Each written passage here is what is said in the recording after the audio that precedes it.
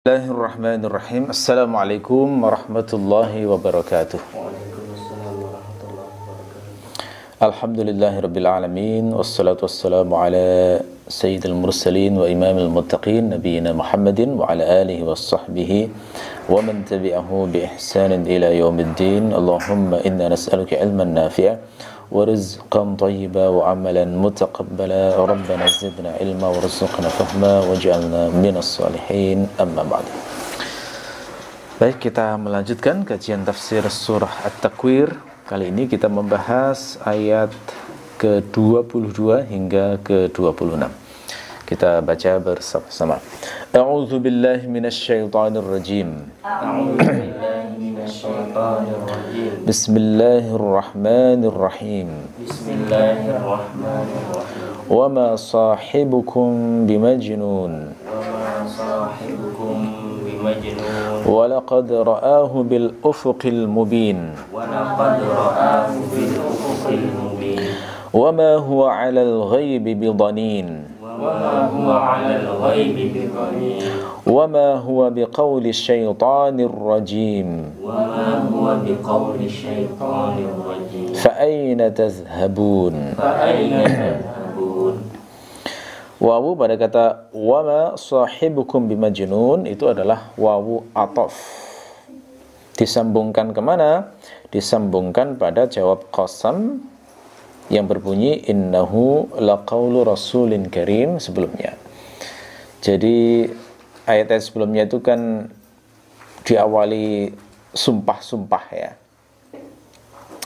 Fala uqsimu bil khunnas al jawaril kunnas dan seterusnya. Kemudian jawab qasamnya adalah memberitahu informasi penting bahwa Al-Quran itu dibawa malaikat Jibril dari Allah gitu.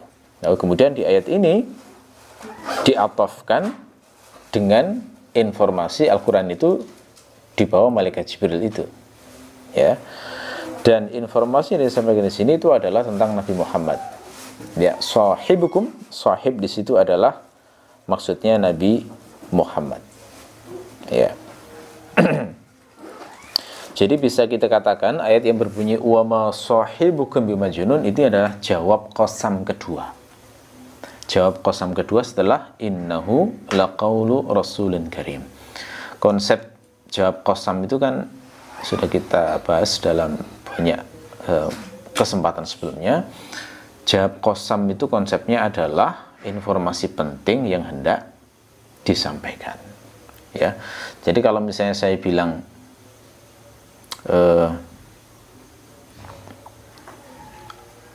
Zaid berada di pasar, itu informasi biasa.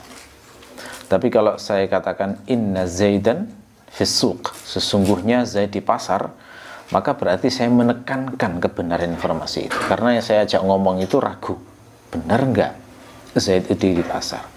Lalu kemudian saya kasih penekanan inna, sesungguhnya Zaid berada di pasar. Begitu saya kasih qasam atau sumpah, wallahi inna Zaidan atau wallahi Zaidun fis suq, demi Allah sesungguhnya Zaid di pasar, maka itu adalah penekanan luar biasa, penekanan yang paling tinggi dalam gaya bahasa Arab untuk menekankan kebenaran dari informasi Zaid itu berada di pasar. Nah, sama di sini ketika Allah ingin memberikan informasi diawali dengan qasam yang banyak tadi. Fala uqsimu bil khunnas al jawaril kunnas dan seterusnya. Kemudian Allah memberikan informasi innahu laqaulu rasulin karim. Quran itu jangan disangka itu buatan Muhammad, itu dibawa Jibril, gitu loh ya, seakan-akan. Informasi kedua yang disampaikan wa ma sahibukum bimajnun, dan Muhammad itu tidak gila, begitu ya. Nanti kita bahas lebih detail makna bahasanya seperti apa. Jadi kalau jawab qasam pertama itu menekankan tentang kebenaran Quran, mentazkiyah Quran gampangannya begitu. Yang kedua ini, jawab qasam kedua adalah mentazkiyah Nabi Muhammad ya, untuk menegaskan kebenaran nubuwah Nabi Muhammad. Kalau sebelumnya itu adalah menegaskan kebenaran Quran dari Allah, maka yang ini fokusnya adalah menegaskan kebenaran nubuwah Nabi Muhammad ya. Kemudian kenapa kok di sini pakai kata sahibukum? Kenapa bukan wama Muhammadun bimajnun misalnya? Kenapa kok pakai kata wama sahibukum? Nah, berarti kita harus membahas makna sahib itu apa. Makna sahib itu secara bahasa adalah al-mulazim fi ahwali tajammu' wal infirad. Orang yang selalu ngintil bahasa Jawabnya ya. Orang yang selalu menyertai. Orang yang cukup akrab ya, fi ahwalit tajammu' wal infirad, dalam kondisi berkumpul maupun sendirian ya. Orangnya disebut sahib. Makanya suami istri itu disebut sahib, sahibah, itu karena pergaulannya rapat. Jadi memenuhi unsur mulazim di sini, selalu menyertai. Nah, Rasulullah itu disebut sahibukum. Kumnya itu siapa di sini? Kumnya adalah ahlu Makkah, penduduk Mekah. Tidaklah teman kalian itu, tidaklah sahabat kalian itu. Ya. Nah, dipilih kata sahib di sini untuk menunjukkan bahwa Rasulullah itu bergaul rapat dengan mereka. Karena bergaul rapat berarti diketahui bagaimana keseharian Nabi itu, bagaimana reputasinya itu diketahui. Seakan-akan Allah di sini memang sengaja menyindir, lah kalian kan sudah tahu selama ini Muhammad itu seperti apa, gitu ya. Kalian sudah tahu bagaimana reputasinya, akhlaknya bagaimana, akalnya bagaimana, kejujurannya bagaimana, amanahnya bagaimana. Dan mereka sebelum Rasulullah menyatakan diri sebagai utusan Allah, mereka tahu bahwa Rasulullah itu adalah orang yang di antara orang yang paling sempurna akalnya bagi mereka, dan orang yang paling baik akhlaknya. Nah, kok bisa-bisanya setelah menyampaikan bahwa beliau utusan Allah kemudian dituduh sebagai orang yang gila, itulah seakan-akan ya. itu maknanya. Jadi penyebutan kata wama sahibukum di sini secara implisit itu juga menyindir orang-orang Quraisy yang menuduh Nabi dengan tuduhan buruk itu bukan karena alasannya objektif. Jelas itu berarti alasannya sudah subjektif. Memang tujuannya adalah untuk memfitnah, menghancurkan reputasi. Nah, cirinya orang berada dalam kebatilan semacam itu. Jadi orang kalau kampanye politik itu menyebarkan kebohongan, nah berarti batil, niatnya batil, tujuannya batil. Jadi nggak ada yang sesuatu yang benar itu dipropagandakan dengan kebohongan dan fitnah. Ya, kalau ada yang mengaku mendapatkan kebenaran tapi membenarkan namanya fitnah, membenarkan namanya penghancuran reputasi orang yang nggak sesuai kenyataan, itu melanjutkan akhlaknya orang-orang Quraisy. Ya ini, ya. Jadi tujuan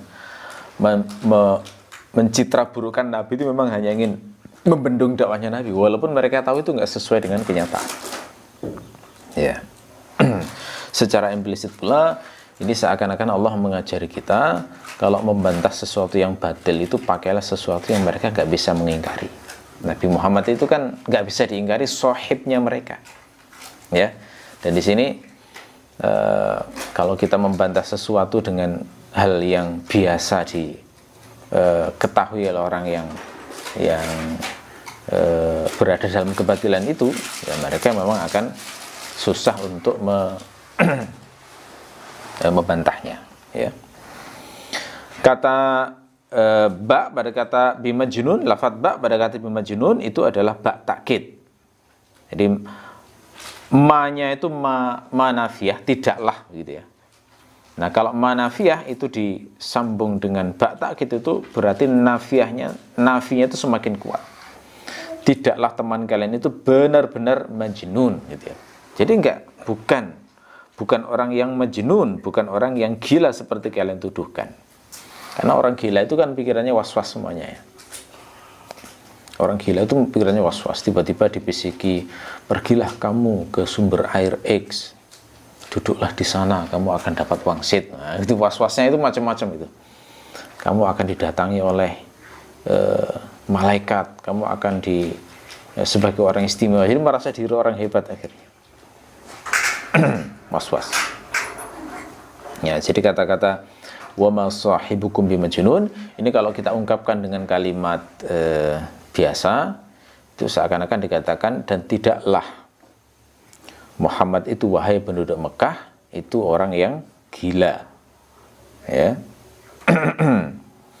Nah, kalau Nabi Muhammad itu ditegaskan Allah tidak gila, maka berarti ucapan yang dibawanya tentu bukan ucapan orang gila. Nah, berarti Al-Quran itu hak dari Allah. Nah, ini memperkuat kebenaran Al-Quran. Ya, ini secara implisit juga mengajarkan bahwa Al-Quran itu bukan karangan dari Nabi.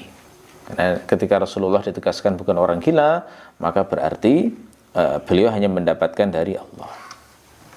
Nah, di sini juga kita mendapatkan pelajaran bagaimana Rasulullah ditazkiyah Allah, ya.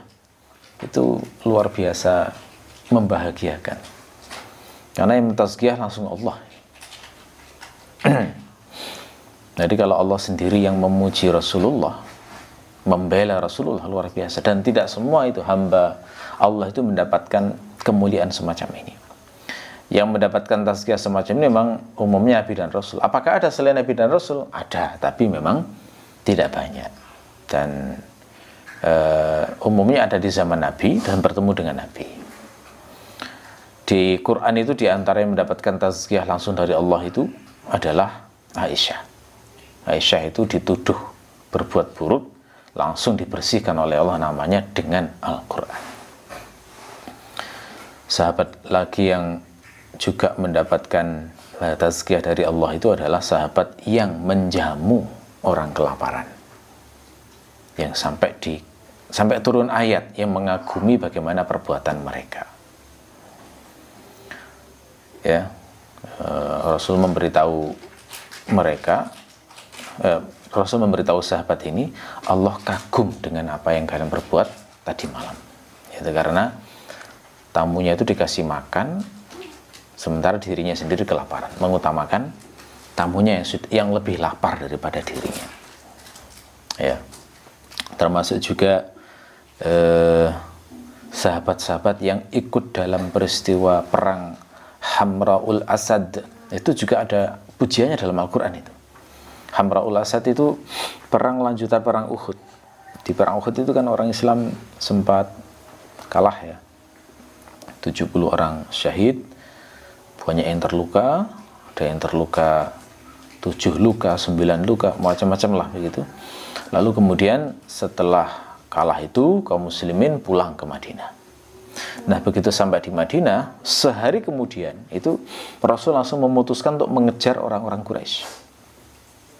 Karena Rasulullah khawatir ini kalau berita kekalahan di Uhud itu menyebar, itu ada khawatir Rasulullah itu orang-orang Quraisy itu ada gagasan untuk menyerang kaum muslimin di Madinah untuk menghabisi itu. Wah, ini orang Islam sudah kalah, yuk kita habisi aja. Khawatir ada pikiran semacam itu. Nah, maka Rasulullah langsung memutuskan untuk memburu kembali pasukan Quraisy itu. Nah, sehingga hari Ahad, ya, hari Ahad, sehari setelah perang Uhud itu, hari Ahad subuh itu begitu selesai, Rasul langsung memerintahkan Bilal, panggil semua pejuang Uhud kemarin. Beritahu Rasulullah memanggil mereka, panggil semuanya. Jadi mereka itu saat ada yang masih sedang mengobati luka begitu, ya, dipanggil Rasulullah, semuanya menjawab sam'an wa ta'ah, kami mendengar dan kami taat, gitu ya. Jadi masih terluka begitu itu langsung bangkit memenuhi perintah Rasulullah. Ini saya memandang luar biasa indah, ya, ketaatan dari para sahabat kepada Allah dan Rasul. Ini jenis orang yang diuji dengan ketaatan luar biasa tapi sanggup melewatinya semacam ini. Enggak semua orang sanggup melaksanakan begitu, ya. Semua orang kan diuji ketaatan. Seorang anak itu diuji ketaatan dengan orang tuanya, seorang istri diuji ketaatan dengan suaminya, seorang rakyat diuji ketaatan dengan amirnya dan sebagainya. Tapi tidak semua sanggup melewatinya itu. Dan kadang-kadang alasan untuk membangkang orang yang seharusnya ditaatinya itu remeh, kecil. Ya, seringkali adalah ya kesenangan dirinya untuk melawan dari ketaatan. Nah, ini bayangkan ini orang yang mestinya kalau sudah luka-luka itu kan bed rest total gitu ya. Nah, ini dipanggil lagi Rasulullah untuk perang lagi, belum selesai, belum sembuh itu. Mereka semuanya mengatakan sam'an wa ta'atan. Ini saya yakin kita semua belum pernah melewati ujian ketaatan seberat ini. Tapi itu pernah dilakukan oleh sahabat Nabi. Dan ketika mereka itu melakukan ketaatan semacam itu, maka berangkat bersama Rasulullah. Rasulullah sendiri itu terluka. Perang Uhud itu kan terluka beliau. Di sini terluka, gigi geraham beliau itu patah dua depannya. Ya, itu juga beliau berangkat. Usaid bin Khudair itu 7 lukanya, berangkat juga. Sampai ke sebuah tempat namanya Hamraul Asad. Nah, di sana mereka sudah menyebar beritanya mau menyergap orang Quraisy. Nah, orang Quraisy lari takut akhirnya. Akhirnya kekalahan perang Uhud itu tidak membuat Islam kelihatan lemah, tapi tetap kuat gitu ya, karena begitu ada informasi kalah langsung maju. Dan Rasulullah saat mengajak memburu itu hanya mau yang kemarin ikut perang Uhud, jadi yang nggak ikut perang nggak boleh ikut ya. Nah karena luar biasanya sahabat ini dalam melewati ujian ketaatan itu sampai turun ayat Al-Quran ya, sampai yang memuji mereka ada itu di Al-Quran ya. Pujian ini tazkiyah dari Allah kalangan sahabat, termasuk sahabat secara umum ya. Di Quran itu kan disebut para sahabat itu radhiyallahu anhum wa radu anhu. Nah, itu berarti pujian untuk sahabat secara umum yang menunjukkan penghargaan Allah kepada para sahabat yang luar biasa berkorban untuk Rasulullah, yang amal solehnya juga luar biasa, sehingga Allah ridho pada mereka dan mereka pun ridho kepada Allah ya. Nah, ayat wa ma sahibukum bimajnun ini juga sekaligus hiburan kepada Rasulullah. Kenapa hiburan? Karena Rasulullah itu dihina sebagai majnun oleh orang-orang Mekah, dihina sebagai orang gila. Orang kalau akhlaknya mulia, itu kalau dituduh nggak sesuai dengan kenyataan itu sakit hatinya, bener itu. Dan itu alami ya. Misalnya orang terbiasa jujur, terus dituduh pendusta, itu sakit hatinya itu. Meskipun dia tetap menahan rasa sakitnya itu. Orang terbiasa dermawan, terus dituduh pelit, itu sakit hatinya. Itu kalau orang baik semacam itu. Terbiasa menjaga kehormatan, dituduh wanita murahan misalnya, itu juga sakit perasaannya. Orang setia kemudian dituduh selingkuh, nah itu juga sakit perasaannya. Nah, beda dengan orang yang rendah dan tidak terhormat. Nah, jadi orang kalau memang dirinya itu hina ya, dituduh macam-macam ya santai saja. Dibilang dasar pelacur misalnya, ya ketawa-ketawa kan, memang pelacur ya. Memang aslinya memang menjual diri dia. Nah, begitu. Nah, Rasulullah itu dituduh macam-macam oleh orang-orang Quraisy.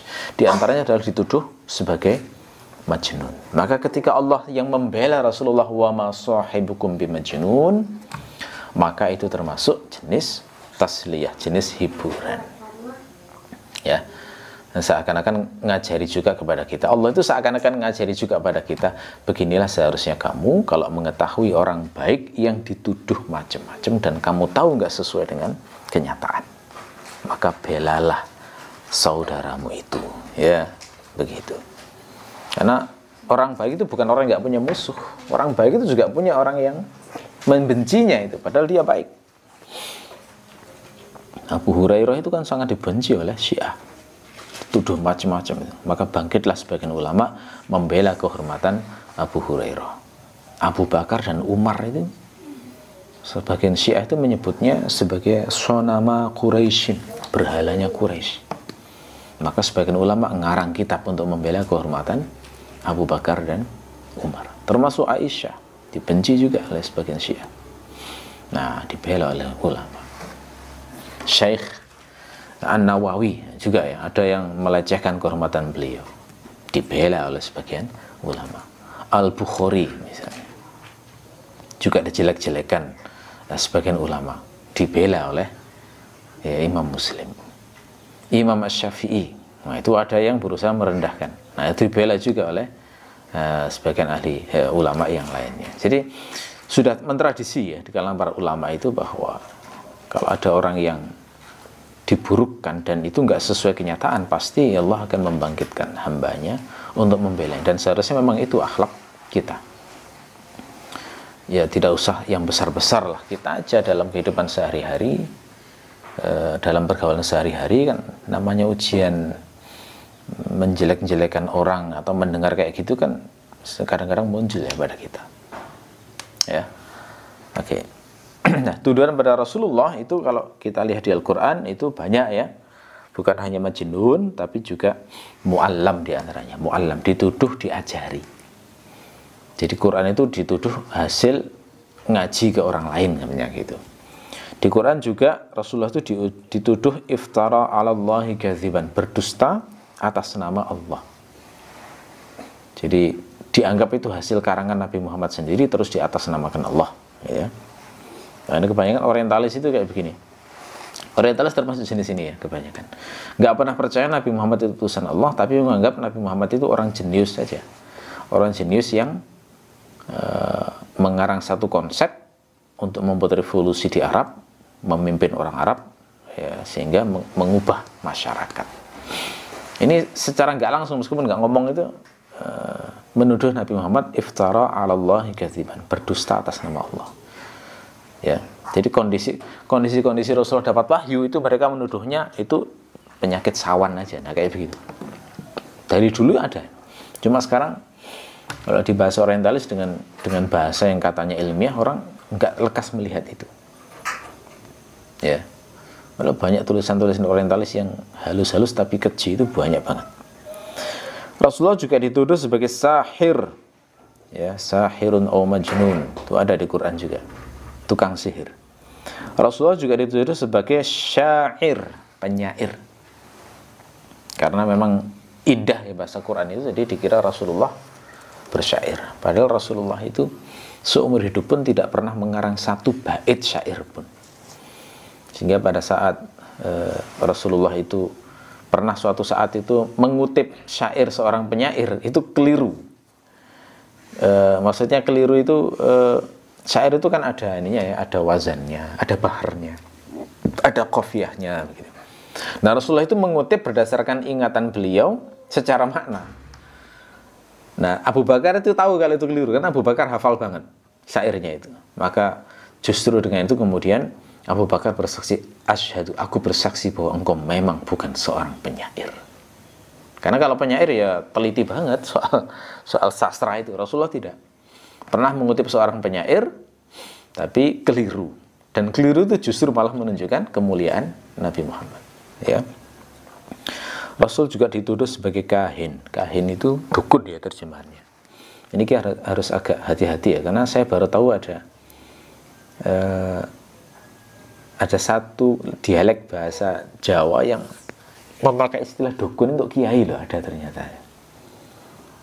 Ini dukun itu maksudnya kiai ya. Nah, ini dukun yang dimaksud di sini adalah kahin, yakni orang yang mengaku bisa mengetahui hal gaib.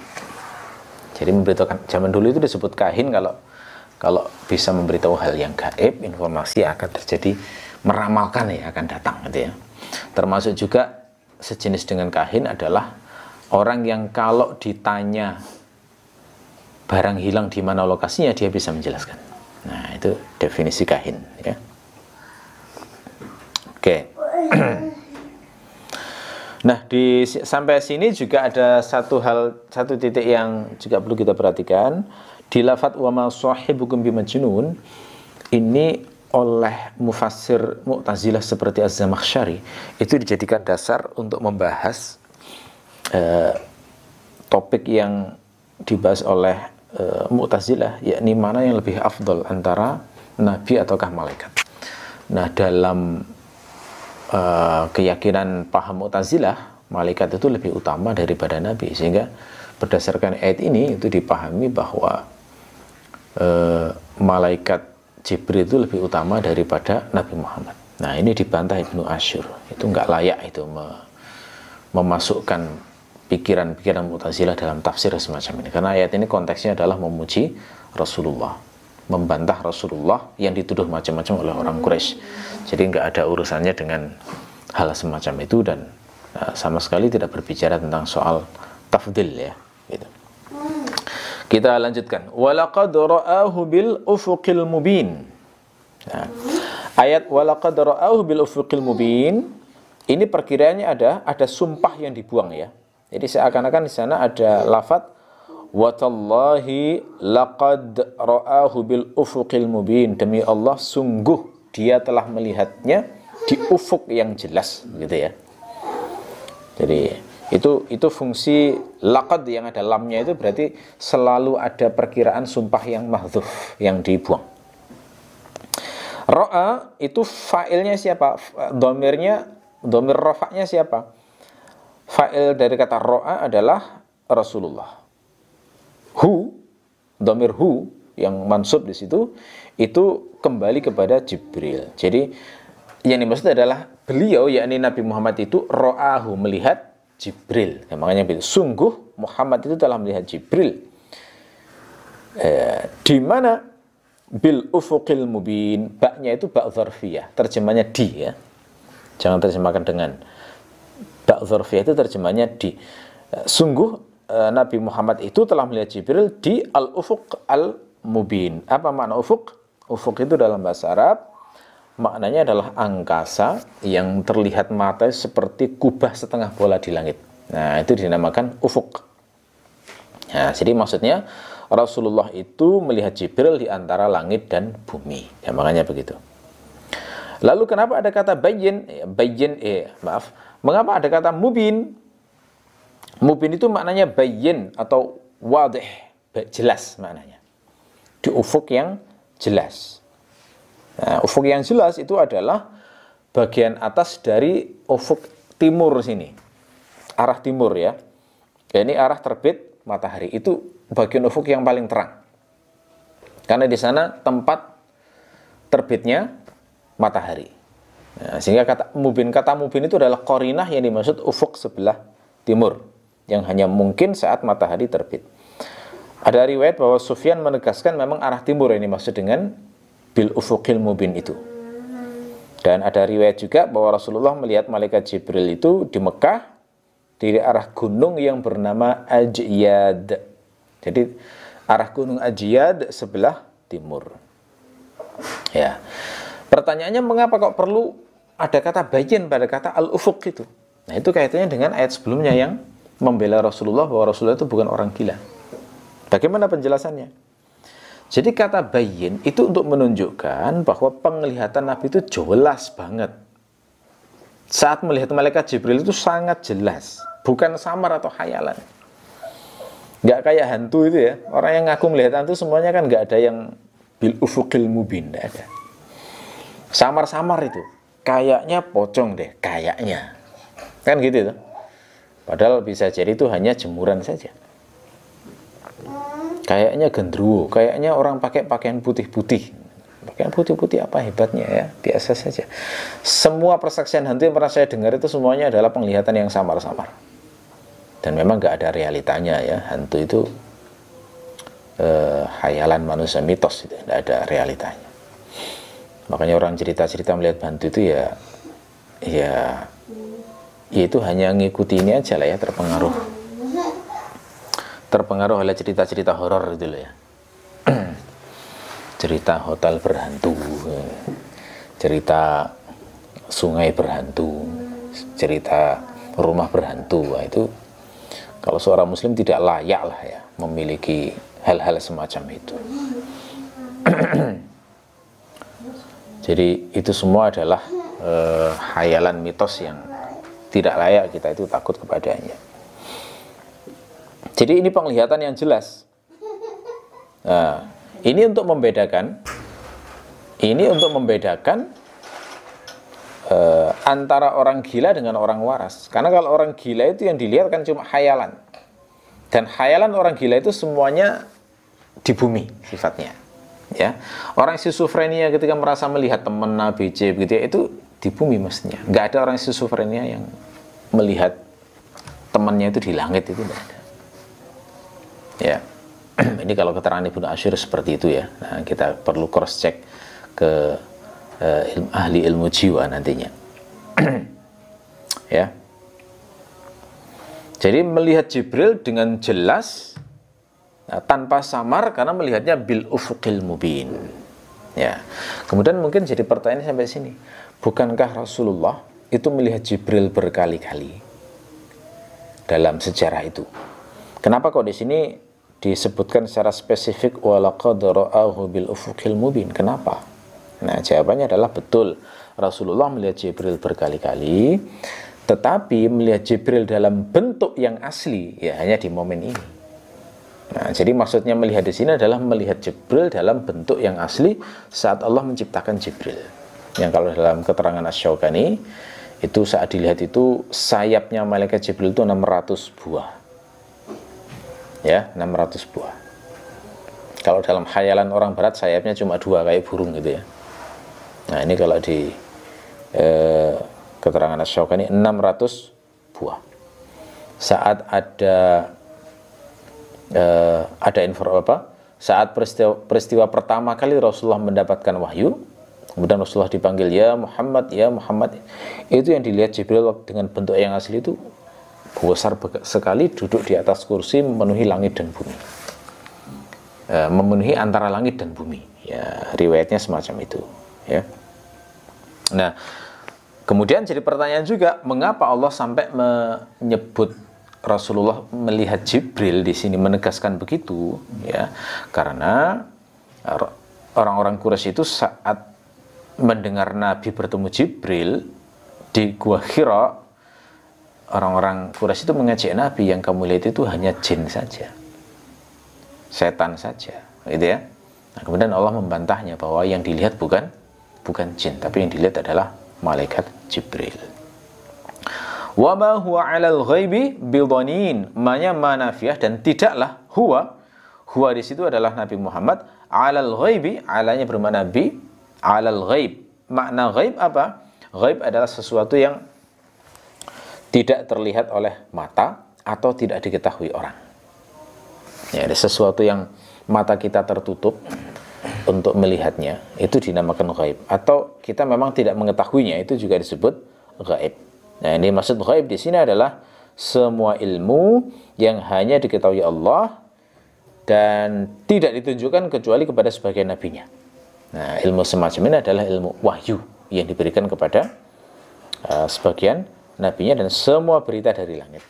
Wahyu itu mencakup wahyu tentang syariat, wahyu tentang sifat Allah, ya, wahyu informasi tentang melihat malaikat dan lain sebagainya, ya. Itu maksud dari kata ghaib.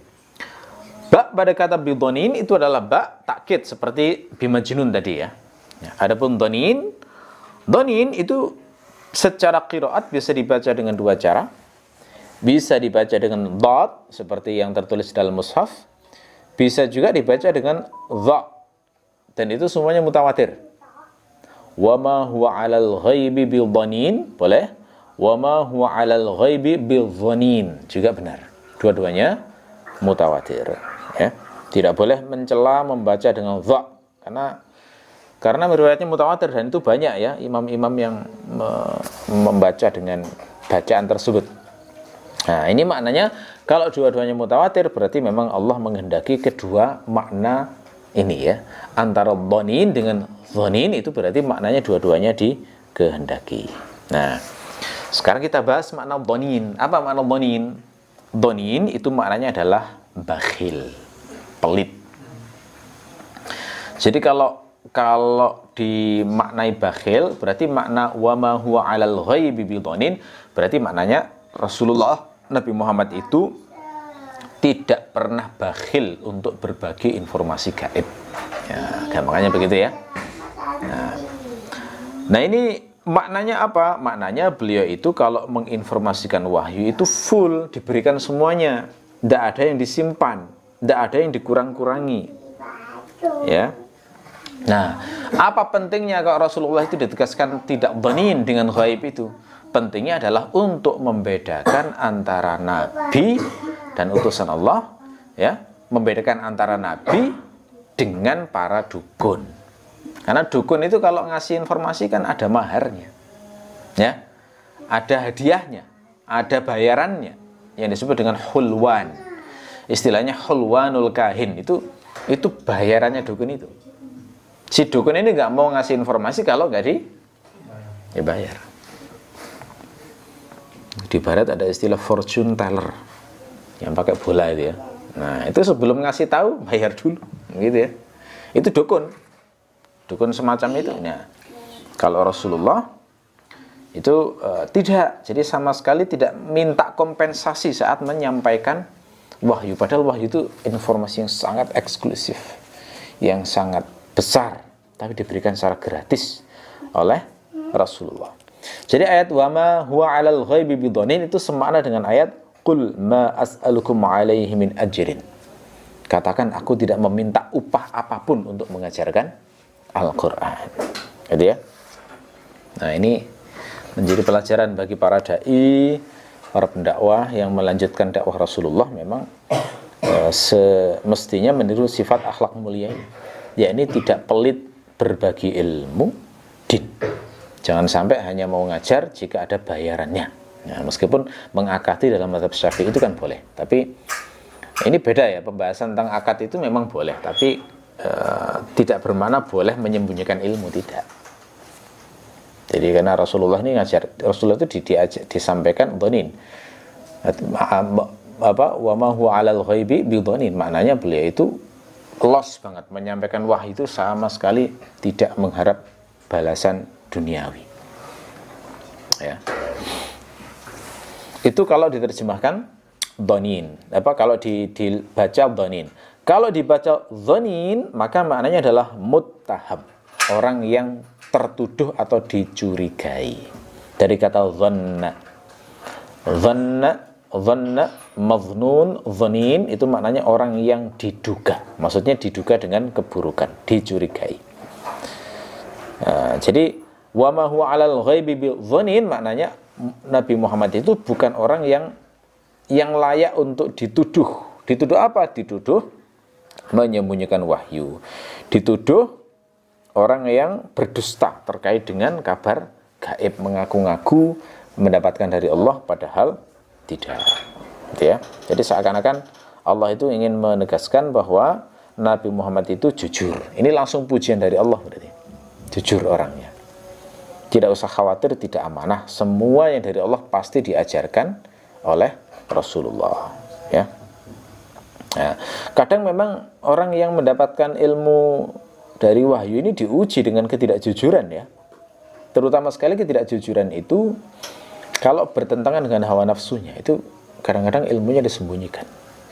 Seperti orang-orang Yahudi yang mereka itu menyembunyikan ayat rajam karena terkait dengan kepentingan mereka ingin menyelamatkan bangsawan Yahudi. Nah, Nabi Muhammad tidak pernah menyembunyikan satu huruf pun. Bahkan ayat yang sifatnya menegur beliau pun juga disampaikan. Abasa wa tawalla. Itu kan disampaikan. Padahal itu sebenarnya kalau pakai ukuran manusia ya merugikan beliau. Tapi disampaikan semuanya. Wa ma huwa biqauli syaitanir rajim. Wa ma maknanya nafiyah lagi, huwanya kembali ke Quran. Nah, tidak mungkin kembali ke Nabi Muhammad karena ada qarinah berikutnya, khobarnya adalah biqauli syaitanir rajim, qaul, ya. Dan tidaklah ia itu ucapan syaitan yang terkutuk, gitu ya. Jadi huwanya kembali ke Quran. Dan tidaklah Al-Quran itu ucapan setan yang terkutuk, gampangannya begitu. Ya. Wawunya wawu ataf, ma'tuf alaihnya innahu laqaulu rasulin karim. Ya. Ya. Nah, setan yang dimaksud di sini siapa? Setan yang dimaksud di sini adalah setan yang mencuri dengar dari langit, yang mencuri berita dari langit. Rajim itu makna bahasanya marjum, yang dilempari dengan batu. Kenapa kok dilempari? Ya, dilempari itu maknanya orangnya itu sangat buruk sehingga dijauhi. Kalau mendekat langsung dilempar. Nah, makanya begitu ya. Itu saking buruknya orang. Nah, ayat wa ma huwa biqauli syaitanir rajim itu menegaskan bahwa Rasulullah itu bukan kahin, bukan dukun. Karena memang orang-orang Quraisy itu menuduh Rasulullah sebagai kahin di antaranya. Nah, kalau kahin kan berarti dapat info dari setan toh, yang mencuri dengar dari langit. Ya, makanya saat peristiwa turunnya surat Ad-Duha itu kan Rasulullah itu sempat lama ya masa fatrohnya wahyu sempat lama nggak turun. Itu saat ketemu Ummu Jamil, istrinya Abu Lahab, itu diejek itu Rasulullah. Ngejeknya bagaimana? Ara syaitanaka qad qalaka.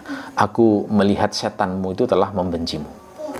Jadi dituduh bahwa Rasulullah itu mendapatkan berita dari setan, mendapatkan Quran itu dari setan. Makanya kan dijelaskan di surat Ad-Duha itu ma wadda'aka rabbuka wa ma qala, itu kan Allah itu tidak pernah meninggalkanmu dan tidak pernah membenci. Tapi Allah memang menurunkan wahyu sesuai dengan hikmah yang dikehendakinya. Jadi kalau sempat berhenti lama ya itu Allah berkehendak begitu dan memang baik seperti itu. Ya. Jadi di ayat ini wa ma huwa biqaulis syaitonir rajim ada penegasan bahwa Quran ini tidak sama dengan ucapan dukun-dukun yang mendapatkan informasi dari setan.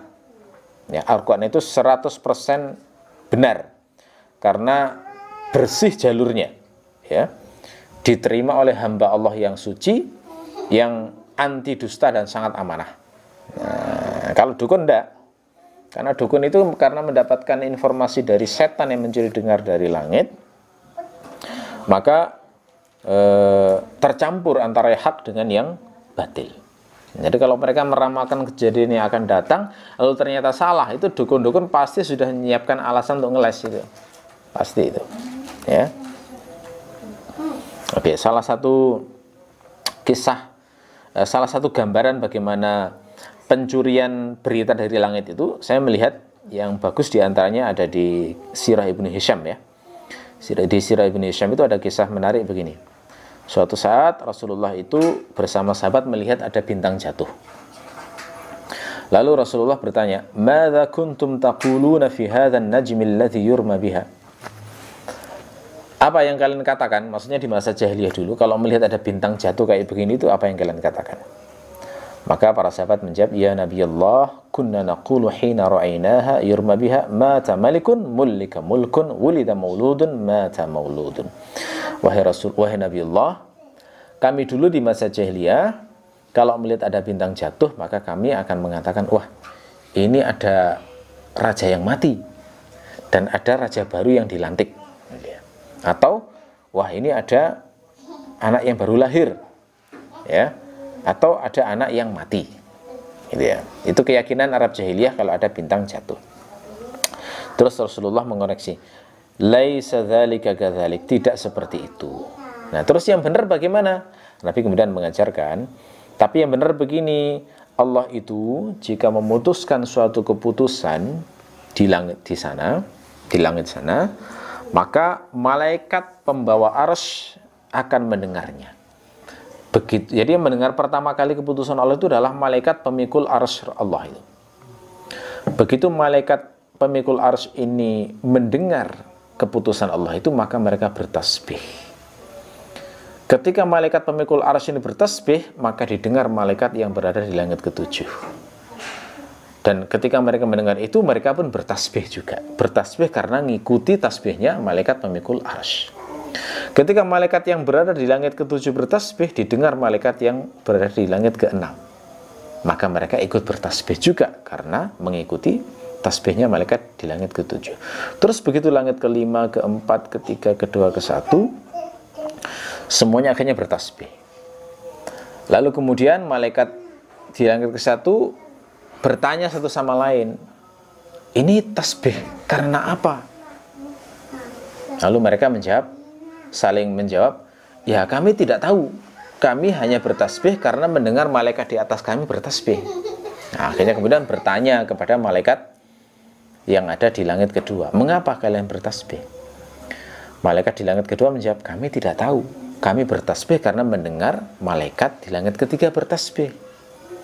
Nah, akhirnya kemudian mereka bertanya kepada malaikat di langit ketiga, jawabannya sama, kami nggak tahu, kami hanya mendengar malaikat di langit keempat bertasbih. Terus demikian sampai akhirnya sampai ke langit ketujuh. Malaikat di langit ketujuh kemudian bertanya kepada malaikat pemikul arsy, kenapa kalian bertasbih? Maka malaikat pemikul arsy menjelaskan, Allah menakdirkan, menetapkan di bumi begini. Setelah dijelaskan begitu, maka kemudian malaikat langit ke-7 memberitahukan ke langit ke-6, 6 ke-5, 5 ke-4 sampai ke langit dunia. Di langit dunia, keputusan dan takdir Allah itu dibicarakan, lalu kemudian setan-setan dan jin-jin yang ini, yang jahat itu mencuri dengar, lalu kemudian disampaikan, diberitahukan kepada dukun-dukun yang ada di bumi. Ya, tapi mereka ketika mencuri dengar itu dilempar dengan bintang, ya, sehingga mereka dengarnya nggak lengkap, gitu ya. Karena nggak lengkap berarti campur antara benar dengan yang salah. Nah, inilah rahasia mengapa kok bisa dukun jahiliyah itu kadang bisa memberitahu peristiwa yang akan datang, kan gitu ya. Mungkin antum masih ingat saya pernah nyampaikan tentang kisah dua dukun jahiliyah terkenal yang bernama Satih dan Syik, ya, di Yaman itu ya. Saya ceritakan ulang sekilas. Jadi kisah dua dukun ini terkait dengan peristiwa mimpi Raja Yaman yang bernama Rabi'ah bin Nasr. Ya, suatu saat Rabi'ah bin Nasr itu mimpi dengan mimpi yang sangat menakutkan. Lalu dia mengumpulkan semua ahli takwil mimpi, ya, terus disuruh untuk menjelaskan. Tapi cara bertanyanya begini, saya bermimpi dengan mimpi yang sangat menakutkan dan saya ingin kalian menakwilkannya, tapi saya tidak percaya kalau kalian bisa menakwilkan dengan baik sebelum kalian bisa menjelaskan kepada saya takwil mimpinya tanpa saya beritahu mimpinya apa. Nah, itu ya. Nah, diberitahu semacam itu akhirnya mereka nyerah. Wah, kalau semacam ini kami nggak bisa menakwilkan. Yang bisa itu cuma dua dukun saja, Syik dan Satih. Maka dipanggillah dua dukun ini. Yang datang dulu adalah Satih. Satih datang, lalu kemudian diberitahu oleh Raja Rabi'ah bin Nasr ini, saya bermimpi dengan mimpi yang sangat menakutkan, tapi saya tidak percaya kamu bisa menakwilkan sebelum kamu memberitahu apa mimpiku. Maka apa jawab Satih? Ya, aku tahu mimpimu. Kamu bermimpi melihat sebuah bara api, dan bara api itu melalap semua yang memiliki tengkorak. Maksudnya melalap semua manusia habis. Apakah benar mimpinya begitu? Ya, Rabi'ah mengatakan tepat sekali. Memang seperti itu mimpinya. Lalu apa takwilnya? Kata Satih, ini takwilnya adalah nanti akan ada tentara Sudan yang akan menginvasi negeri ini, sehingga kerajaanmu akan hancur, membunuh banyak manusia, dan dia akan menguasai negeri ini. Nah, sedih Raja Yaman itu. Apakah kekuasaannya akan berlangsung lama? Jawabannya tidak, hanya sekitar apakah kekuasaannya, apakah itu akan terjadi di zamanku ini, gitu ya. Jawabannya tidak, itu terjadi kira-kira 60-70 tahun setelah hari ini, ya. Terus ditanya lagi, apakah kekuasaan mereka akan langgeng terus-menerus seperti itu? Jawaban saya adalah tidak. Mereka akan dikalahkan, diperangi, akan dibantai dengan oleh seorang laki-laki bernama Iram bin Ziyazan. Terus ditanya lagi, apakah kekuasaan bin Yazan tadi itu akan langgeng? Jawabannya tidak. Nanti akan ada seorang nabi yang suci yang akan menaklukkannya. Wahyu datang kepadanya dari Sang Maha Tinggi. Nabi suci ini keturunan siapa?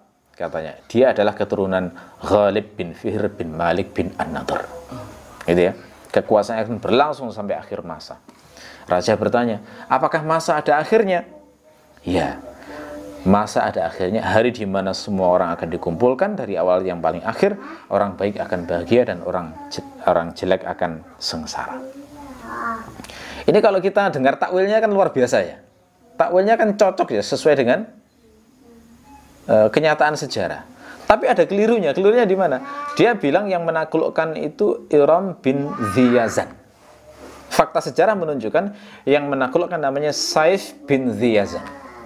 Nah, campur loh. Nah, ini hasil informasi hasil curi dengar itu kayak begini. Jadi campur antara benar dengan yang salah. Ini beda dengan Quran. Makanya ini kita katakan kalau Satih ini benarnya adalah karena itu termasuk qaulu syaitonir rajim. Campur antara benar yang salah karena mereka dapat informasi mendengar dari langit. Jadi puluhan tahun sebelum Rasulullah diutus itu sudah diputuskan oleh Allah peristiwa-peristiwa kayak begini.